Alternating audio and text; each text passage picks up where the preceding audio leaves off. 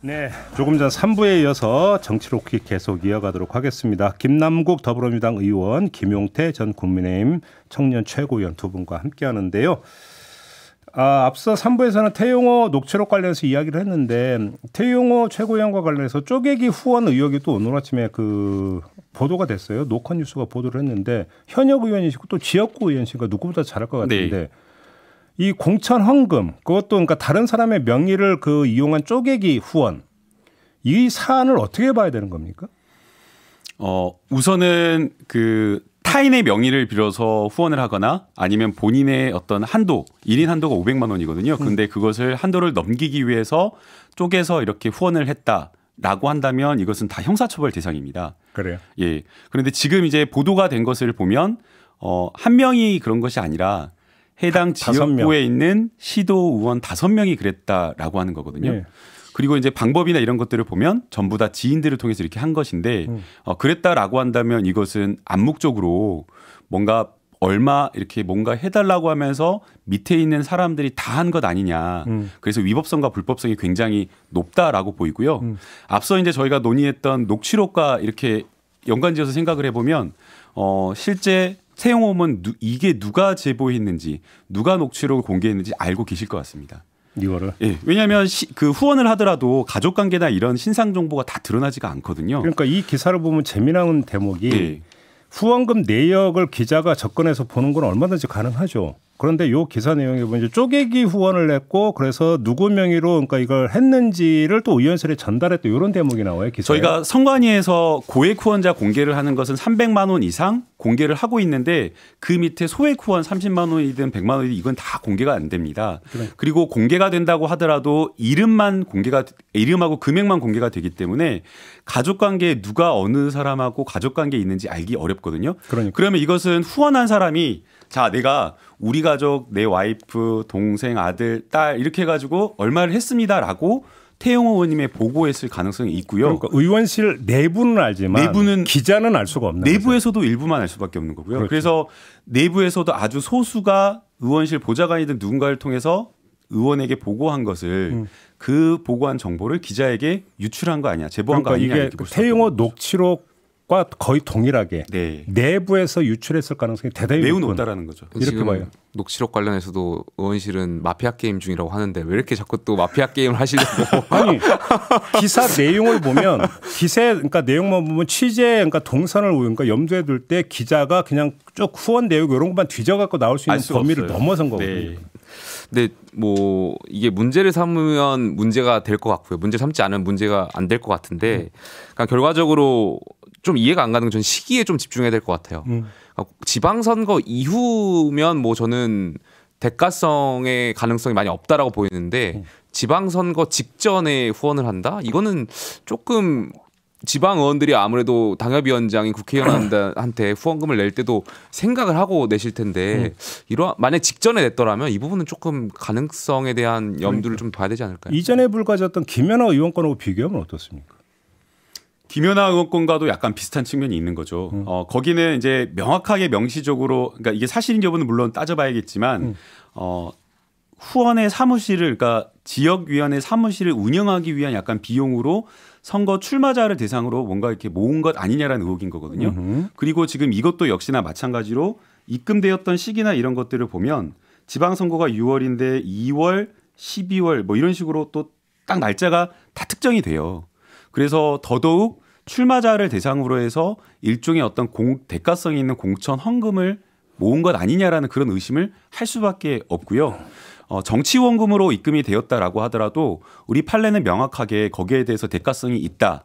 그리고 그런 것이 있다라고 하면 이것이 충분히 뇌물이 될 수도 있는 사안입니다. 알겠습니다. 예. 이거는 먼저 김연아 의원에 대해서는 당무감사가 실시된다고 하잖아요. 예. 그러면 거기에 준해서 이제 당 차원에서 조사는 필수인 것 같고, 그러니까 조금 전에 이제 쪼개기, 그러니까 이 수법이 좀 나왔기 때문에 수사도 불가피하지 않느냐 이런 이야기 함께 좀 따라붙는데, 그건 좀 이제 그 점만 확인을 하고.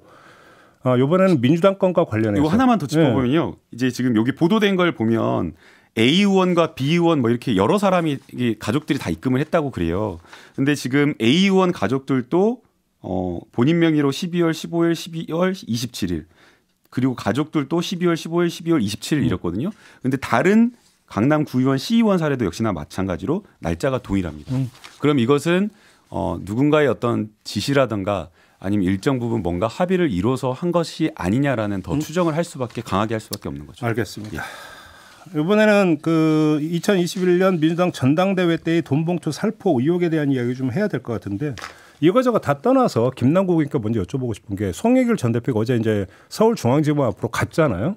왜 갔느냐를 가지고 참 여러 가지 분석이 있었는데 의원님은 어떻게 분석을 하셨습니까? 아마 송영길 전 대표 입장에서는 다른 어떤 사람들로 수사를 확대해 나가면서 주변 지인들을 이렇게 압박해 나가는 일종의 그런 검찰의 수사에 대해서 본인이 어떤 당대표 선거를 치르는 과정에서 이뤘던 일이고 그리고 또 본인을 위해서 선거를 위해 이렇게 했던 분들을 수사하는 것이기 때문에 거기에 대한 어떤 압박과 부담 때문에 모든 것을 내가 다 책임지겠다라는 어떤 그런 정치적인 어떤 의사로 간 것 아닌가 생각이 듭니다. 그런데 사안 자체가 정치로 실제 퉁칠 사안은 아니죠. 그러니까 정치적으로 퉁칠 생각은 아니지만 일단은 모든 책임을 자기가 다 짊어지겠다라는 그 모습을 이렇게 국민에게 보여주고 싶었던 것으로 보이고요.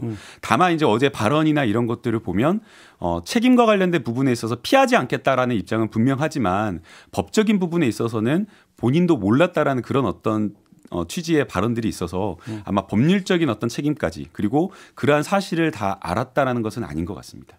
김용태 전 최고 평가를 좀 들어보죠. 보통 이런 일이 있을 때 정치인은 두 가지 전쟁을 치른다고 하거든요. 그러니까 여론과의 전쟁 그리고 법원에서의 이 범죄에 대한 유무죄를 다루는 전쟁 두 가지 전쟁이라고 하는데요.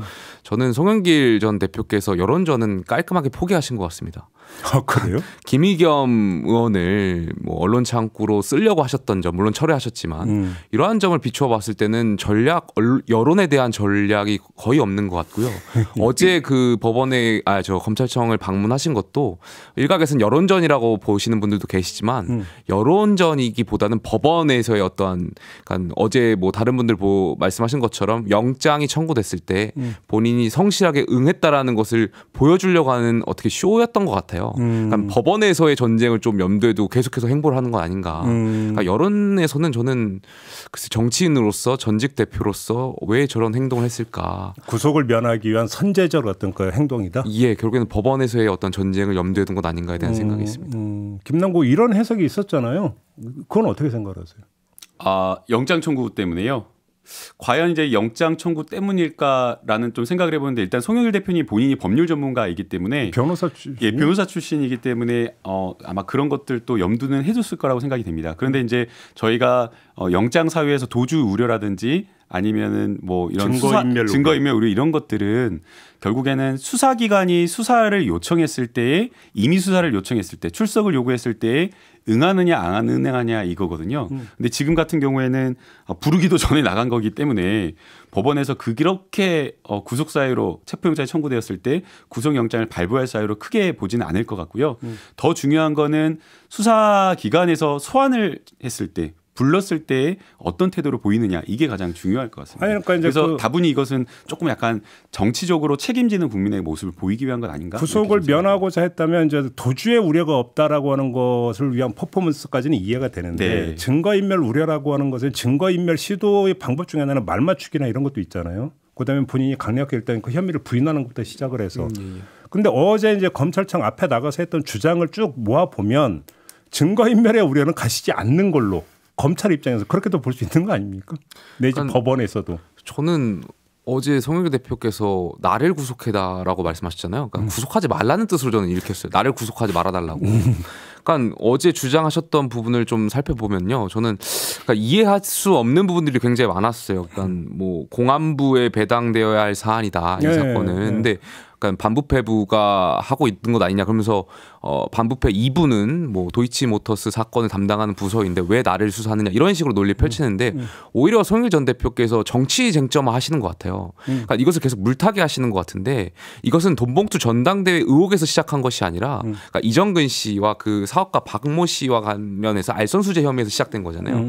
그러다 보니까 당연히 공안부에서 시작된 거고요. 반부패부에서. 반부패부에서 시작된 거고요. 반부패부에서 하다 보니까 이제 돈봉투 의혹이 발견이 되어 와가지고 수사 확대된 것이고 또 필요하다면 공안부 검사와 협조할 수 있는 거죠. 어제 말씀하신 내용들이 저는 글쎄요 뭔가 이해할 수 있는 것들이 없었습니다. 아무튼 송영길 전 대표는 어제 이제 그 자리에서 사법적 쟁점을 던졌어요. 그러니까 다시 말해 별건 수사다. 별건 수사고 다른 건에서 그러니까 했던 것들 이쪽으로 가고 있고 위법하게 수집된 증거물의 증거 능력이 없을 수도 있다라는 주장을 했단 말이에요. 이 점은 어떻게 보세요? 이제 별건 수사가 불법은 아닙니다. 예, 그래서 우리가 형사소송법과 검찰청법에서 수사 과정에서 검찰이 수사할 수 있는 인지해서 수사할 수 있는 범위를 다 이렇게 나열해놓고 특정해놓고 있기 때문에 지금 이 수사 과정에서 나왔던 이 범죄 자체가 별건 수사이기 때문에 문제가 있다라고 이렇게 지적할 수는 있겠지만 그 자체로 위법한 건 되지는 않고요. 예, 그러나 다만 위법한 방법으로 수집했다라는 주장은 어떻게 보세요? 제가 알기로는 그 녹취록 그 휴대폰 11개에서 얻은 녹취록 자체가 임의 제출 또는 압수수색을 통해서 얻은 증거이기 때문에 위법한 수사에 의한 증거 능력이냐 그거는 좀 아닐 것 같다라는 생각이 들고요. 그것도 아니다. 예, 그건 아닐 것 같다는 생각이 들고 다만 수사 과정에서 이 반부패 수사부에서 수사를 하거나 아니면은 또 수사 과정에서 녹취록이 유출되는 특정 언론사에게만 유출되는 이런 어떤 것들을 봤을 때는 어떤 목적을 가지고 하는 수사 아니냐라는 그런 의심과 정치 수사 비판은 할 수는 있을 것 같습니다. 정치 수사라고 어제 계속 주장. 예, 그러나 누차 뭐 이야기를 하지만 정치적인 어떤 배경과 목적이 있는 것에 대해서는 저희가 정치적으로 비판을 할 수 있겠지만 만약 그게 사실이거나 사실이 아니거나 또는 의혹을 해결하기 위한 그 수사 자체를 막거나 뭐라 할 수는 없는 것 아닌가 이런 생각이 듭니다. 근데 아무튼 송영길 전 대표는 탈당했죠. 탈당 절차는 다 끝난 거죠. 네. 그러니까 민주당과 보면 별개의 인물이기 때문에 민주당은 일체 여기에 개입 안 한다, 관심 없다, 입장 표명 안 한다 이 기조입니까? 어떻게 읽어야 되는 겁니까? 뭐 쉽지 않은 문제인데요. 우선은 송영길 전 당대표가 본인이 오롯이 홀로 책임을 지겠다, 다 책임을 지겠다라고 하면서 정치적으로 또 탈당을 하면서 민주당과 선을 그으면서 본인이 책임지겠다라고 지금 했기 때문에 민주당에서 이 문제를 직접 논평을 내거나 대응하기에는 조금 한계가 있는 상황이 아닌가 이렇게 보고 있고요. 근데 이 문제에 윤관석, 대해서 이성만 의원은 아직 민주당 당적을 갖고 있잖아요. 예, 그래서 이제 그 부분도 오늘 저희가 오후 3시에 의총이 있는데 뭐 저희가 뭐 원내에서 신임 원내대표가 사실은 이제 취임받고 인사드리는 자리이기 때문에 이런 어떤 내용까지 나올지는 모르겠지만 자유 발언을 한다라고 하면 몇몇 의원님들은 이야기할 가능성도 있다고 보입니다. 근데 어제 이제 저희가 원내 대변인들 김한규 의원하고 인터뷰를 했더니 오늘 의총은 바로 그 문제를 논의하기 위한 쇄신 의총 일정을 잡을 거다. 일단 그러니까 직접적인 그러면 오늘은 아니고 아마 다음에 이것을 논의하기 위한 일정을 오늘 직접 한 거는 이제 원내 수석 추인 문제고 네, 예. 두 번째가 이제 쇄신 의총 일정을 잡는 거라고 하더라고요. 아무튼 그러니까 논의는 하겠다는 게 지금 원내 지도부 입장인 거잖아요. 그 문제에 대해서 이 문제를 어떻게 풀어야 된다고 생각하세요? 그러니까 뭐 이게 사실 본인들 피의자로 지목되는 본인들 아마 억울하다라고 계속 항변을 하겠죠. 그렇지만 당의 입장에서 봤을 때는 지금 녹취록까지 나온 상황이고 그렇다면 그 말씀되시는 그 윤관석 의원인가요? 그 의원 관련해서는 아무래도 본인께서 먼저 그 당직을 사퇴하시고 당원을 탈당을 하시고 뭐 법원에서 정말 무죄가 나온다면 그때 본인의 어떠한 입장을 다시 이렇게 당의해서 복당 절차를 밟는 것이 그게 당원으로서의 맞는 방향이 아닐까 되는 생각이 들어요. 그럼 이걸 이제 이 자리를 지금 쇄신 의총 자리라고 생각하고 김남국 의원이 발언대에 섰다면 어떤 주장을 하시겠습니까? 저는 일단은 앞서 이제 김용태 전 최고위원님께서 법원에 가서 시시비비를 가리라 무죄가 나오면 다시 돌아오라 이렇게 말씀하셨는데 아직 수사 중인 사안입니다. 그래서 이 녹취록에 나와 있는 사실 자체가 녹취록에 나와 있는 이 내용 자체가 사실로 확인된 것까지는 아니다. 수사 중인 사안이기 때문에 거기까지 나갈 거는 아닌가라고 보이고요. 그래서 수사 이후에 기소가 될지 기소가 되지 않을지 여부를 판단하는 게 또 다른 문제, 별건의 문제라고 보입니다. 그러나 이제 그것과 상관없이 저희가 민주당 내에 정말 이런 어떤 관행 쪽으로라도 이런 어떤 돈 봉투가 도는 어떤 의혹이 있었다, 사실이 있었다라고 한다면 그거는 수사와 무관하게 민주당이 정말 더 쇄신하고 더 혁신해야 될 문제이기 때문에 지금 언론에서 생각하거나 언론에서 상상한 것 이상으로 국민이 생각한 것 이상으로 더 높은 강도 높은 혁신과 쇄신을 해야 되는 거 아닌가 생각이 듭니다. 제가 좀 대놓고 질문 하나 드리면 예. 지금 뭐 수사 결과도 안 나왔기 때문이라고 말씀하셨으니까 질문 드리는 건데 민주당이 윤관석 이성만 두 의원에 대한 처리에 대해서 지금 뭔가 이제 입장을 정리하지 못하고 있는 문제가 이재명 대표와 이게 연결이 될 소지가 있기 때문에 지금 그런 거 아닙니까? 예를 들어서 이재명 대표는 수사를 했고 기소까지 됐음에도 불구하고 당적을 유지하고 있고 대표직을 유지하고 있는 상황에서 윤관석 이성만 두 의원에게 수사도 되기 전에 일단 탈당부터라고 만약에 당이 요구를 해버리면 그럼 이재명은이라고 당연히 보수 쪽에서는 또 치고 나올 것이니까 이러지도 못하고 저러지도 못하는 측면이 있는 거 아니냐라는 해석이 있을 수 있거든요. 이제 만약 이재명 당대표 사건과 연관지어서 당이 어떤 지도부가 스탠스를 정하기가 어렵다라는 그런 추측이라고 했다면 사과나 이런 어떤 단호한 조치, 단호한 메시지도 나오지 않았을 겁니다. 그런데 이 사안 녹취록이 터지고 나서 바로 주말 끼고 긴급 최고위원회를 열고 이재명 당대표가 여러 차례 몇 차례 사과하는 메시지를 냈었습니다. 그래서 그건 아니다라고 말씀을 드리고 싶고요. 이 사안에 대해서 실체적인 어떤 사실을 어느 범위까지 어디까지 사실로 확정지어서 말하기가 어려운 어떤 그런 상황이 있습니다. 책임을 진다라고 하면 그 사실과 그런 어떤 문제되는 행동에 맞는 비례하는 어떤 책임을 지는 그게 되어야 되는데 당으로서 뭔가 조치를 취할 때 그런 어떤 사실관계를 특정하고 확정하지 못하는 그 상황에서 불명확한 상황에서 누구는 나가고 누구는 나가지 마라.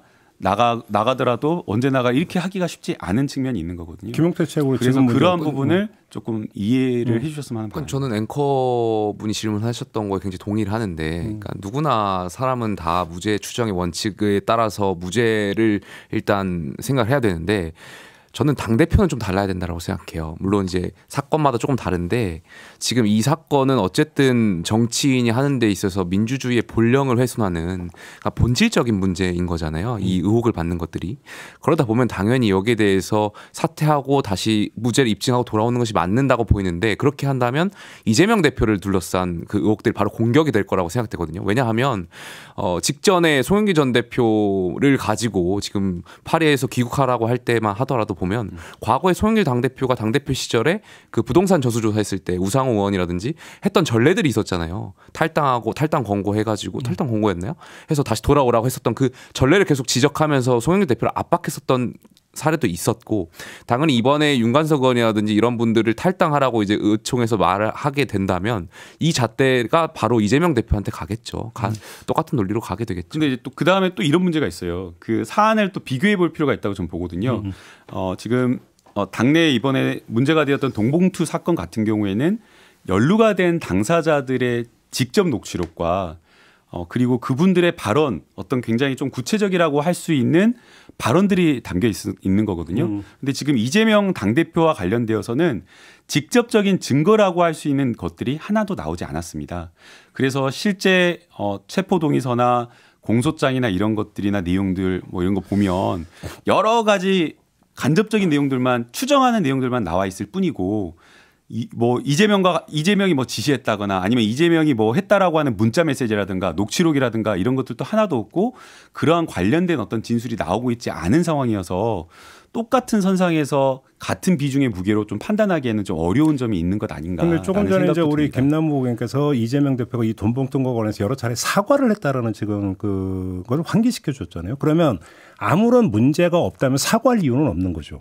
그러니까 비록 사법적인 부분에 있어서는 명백하게 클리어되지는 않았지만 직관적으로 그다음에 직접 육성에서 나오는 부분이 있기 때문에 의혹의 상당 부분의 줄기에 대해서는 인정하지 않을 수 없기 때문에 사과를 한 거라고 본다면 거기에 상응하는 조치는 있어야 되는 거 아니냐는 얘기가 나올 수 있는 건데 이 미묘한 지점이 본인이 알아서 탈당하는 모양새와 그게 아니라 당이 출당을 요구하는 모양새는 차원이 완전히 다른 거거든요.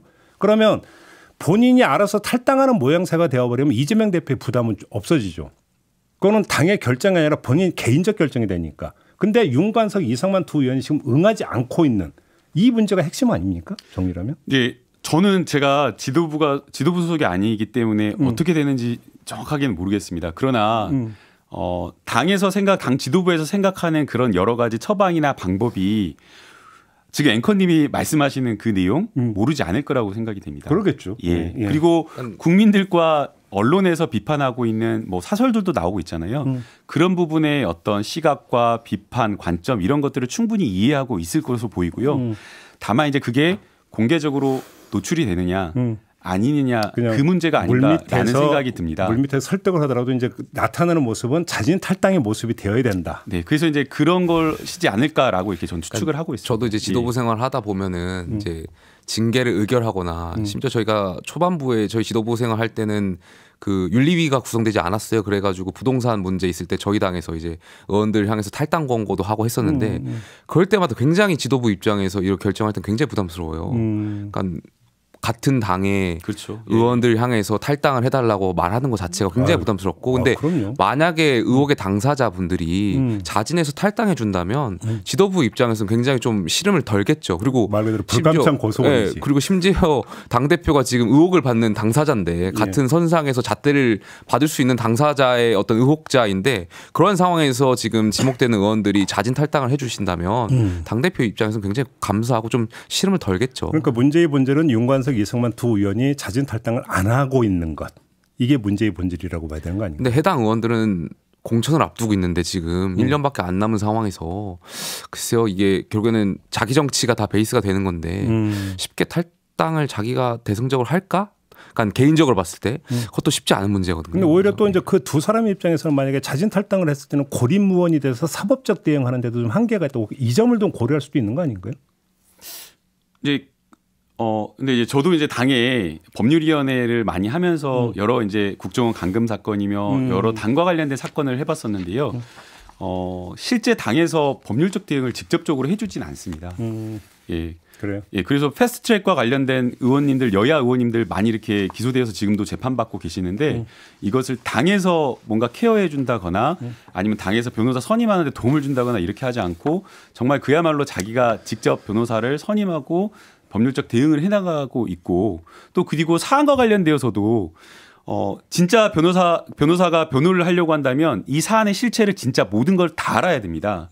그러면은 비밀 유지가 철저하게 돼야 되고 그리고 당사자와 이러한 것들을 논의할 수 있는 그 인적 신뢰 관계가 있어야 되는데 그렇죠. 당과 어떤 개별 의원 의혹을 받고 있는 사건에 대해서 논의할 수 있는 그 구조가 창구 자체가 없습니다. 만들어지기도 어렵고요. 그래서 실제 이게 당에서 나가느냐 들어가느냐에 따라서 뭐 사법적 대응을 하는데 차이가 있거나 그러지는 않을 것 같습니다. 아무튼 그 정리를 하면 김남국 의원 개인 입장에서 두 분이 자진 탈당해 주면 고맙다 이런 입장으로 이해를 하면 됩니까?